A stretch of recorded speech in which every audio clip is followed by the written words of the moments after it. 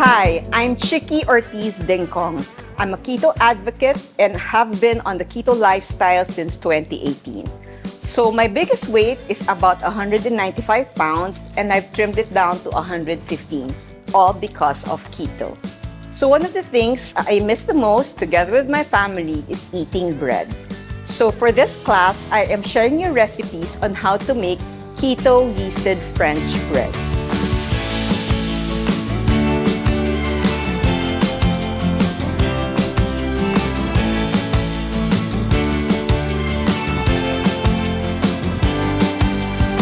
First up is the keto baguette.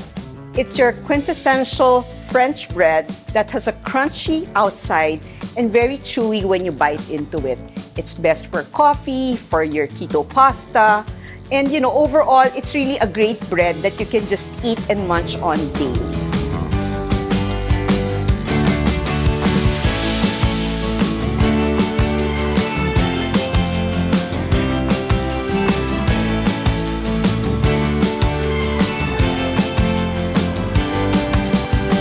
Next is the keto brioche buns.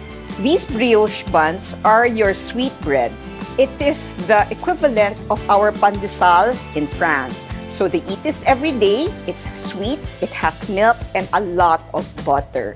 You can put fillings into it. Like in this class, I made a chocolate brioche. So all you have to do is put the filling inside and bake it as usual.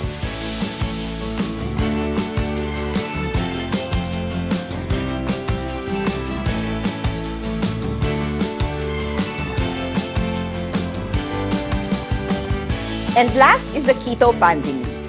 Abroad, it's called the Pullman loaf, or dito sa Pilipinas, it's called tasty. You can now make your usual keto French toast or whatever filling that you want, maybe your peanut butter spread or your avocado spread. And again, it tastes good. You can toast it, you can just slice it and eat it right off. And I promise you, it is so good.